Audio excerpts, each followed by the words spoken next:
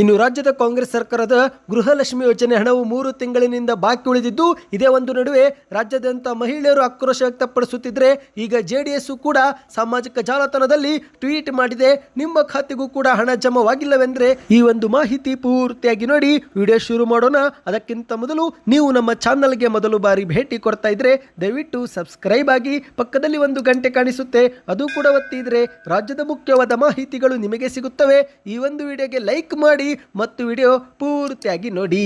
ಹೌದು ಸ್ನೇಹಿತರೆ, ಕಾಂಗ್ರೆಸ್ ಸರ್ಕಾರದ ಮಹಿಳೆಯರಿಗಾಗಿ ಜಾರಿಗೆ ತಂದಿರುವ ಗೃಹಲಕ್ಷ್ಮಿ ಯೋಜನೆ ಹಣವು ಇತ್ತೀಚಿನ ದಿನಗಳಲ್ಲಿ ಜಮೆ ಆಗದೆ ಬಾಕಿ ಉಳಿದಿದ್ದು, ಇದೇ ಒಂದು ವಿಚಾರಕ್ಕೆ ರಾಜ್ಯಾದ್ಯಂತ ಆಕ್ರೋಶ ವ್ಯಕ್ತವಾಗಿದೆ. ಹೌದು, ಒಂದು ಕಡೆಯಲ್ಲಿ ಮಹಿಳೆಯರಿಗೆ ಶೀಘ್ರವೇ ಹಣ ಜಮಾ ಮಾಡಲಾಗುತ್ತೆ ಎಂದು ಸಚಿವೆ ಲಕ್ಷ್ಮೀ ಹೆಬ್ಬಾಳ್ಕರ್ ಅವರು ಭರವಸೆ ಕೊಡ್ತಿದ್ರೆ, ಮತ್ತೊಂದೆಡೆಯಲ್ಲಿ 3 ತಿಂಗಳಿನಿಂದ ಹಣ ಜಮಾವಾಗದಿರುವುದಕ್ಕೆ ಫಲಾನುಭವಿಗಳು ಆಕ್ರೋಶ ವ್ಯಕ್ತಪಡಿಸುತ್ತಿದ್ದಾರೆ. ಹೌದು, ಇದೀಗ ಸಕಾಲಕ್ಕೆ ಹಣ ಜಮಾ ಆಗುತ್ತಿಲ್ಲ, ಮುಂದಿನ ಬಾರಿ ನಿಮಗೆ ವೋಟ್ ಹಾಕೋದಿಲ್ಲ ಎಂದು ರಾಜ್ಯಾದ್ಯಂತ ಮಹಿಳೆಯರು ಮುಗಿಬಿದ್ದಿದ್ದಾರೆ. ಸರ್ಕಾರವು ಕೂಡ ಹಣ ಬರುತ್ತೆ ಎಂದು ದಿನ ದೂಡುತ್ತಿದ್ರೆ, ಇತ್ತ ಮತ್ತೊಂದೆಡೆಯಲ್ಲಿ ಹಣ ಜಮಾವಾಗುತ್ತಿಲ್ಲ ಎಂದು ಮಹಿಳೆಯರು ದೂರುತ್ತಿದ್ದಾರೆ. ಇದೇ ಒಂದು ವಿಚಾರವಾಗಿ ಜೆಡಿಎಸ್ ಕೂಡ ಕಾಂಗ್ರೆಸ್ ಸರ್ಕಾರದ ವಿರುದ್ಧ ವಾಗ್ದಾಳಿ ನಡೆಸಿದೆ.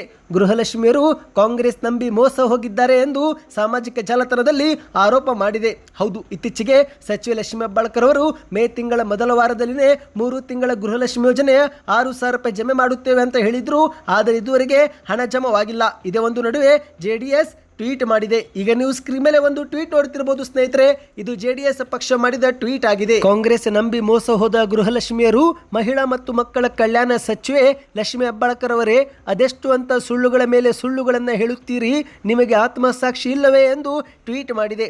ಮೇ ತಿಂಗಳ ಮೊದಲ ವಾರದಲ್ಲಿ 3 ತಿಂಗಳ ಗೃಹಲಕ್ಷ್ಮಿ ಯೋಜನೆ ಹಣವನ್ನು ಮಹಿಳೆಯರ ಖಾತೆಗಳಿಗೆ ಜಮೆ ಮಾಡುತ್ತೀವಿ ಎಂದು ತಾವೇ ಹೇಳಿದ್ದೀರಿ. ಮೇ ತಿಂಗಳ 3ನೇ ವಾರ ಕಳೆಯುತ್ತಾ ಬಂದಿದೆ. 3-4 ತಿಂಗಳ ಗೃಹಲಕ್ಷ್ಮಿ ಬಾಕಿ ಹಣ ಇನ್ನೂ ಕೂಡ ಯಾರಿಗೂ ತಲುಪಿಲ್ಲ. ವಚನ ಭ್ರಷ್ಟ ಕಾಂಗ್ರೆಸ್ ಸರ್ಕಾರ ಸರಿಯಾದ ಸಮಯಕ್ಕೆ ಗ್ಯಾರಂಟಿ ಯೋಜನೆಗಳನ್ನು ಜನಸಾಮಾನ್ಯರಿಗೆ ತಲುಪಿಸುವಲ್ಲಿ ಸಂಪೂರ್ಣ ವಿಫಲವಾಗಿದೆ ಎಂದು ಜೆಡಿಎಸ್ ಟ್ವೀಟ್ನಲ್ಲಿ ಬರೆದುಕೊಂಡಿದೆ. ಹೌದು ಗೆಳೆಯರೆ, ಸಚಿವೆ ಲಕ್ಷ್ಮೀ ಹೆಬ್ಬಾಳ್ಕರ್ ಅವರ ಭರವಸೆ ಪ್ರಕಾರ ಬಾಕಿ ಇರುವ 3 ಕಂತುಗಳಲ್ಲಿ ಕನಿಷ್ಠ 1 ಕಂತಾದರೂ ಇಷ್ಟೊತ್ತಿಗೆ ಜಮೆ ಆಗಬೇಕಾಗಿತ್ತು. ಅರ್ಧ ತಿಂಗಳು ಕಳೆದರೂ ಇದುವರೆಗೆ ಗೃಹಲಕ್ಷ್ಮಿ ಯೋಜನೆ ಹಣ ಜಮಾವಾಗದ ಹಿನ್ನೆಲೆಯಲ್ಲಿ ಈಗ ಮಹಿಳೆಯರು ಸೇರಿದಂತೆ ವಿಪಕ್ಷ ಜೆಡಿಎಸ್ ಕೂಡ ಆಕ್ರೋಶ ವ್ಯಕ್ತಪಡಿಸಿದೆ.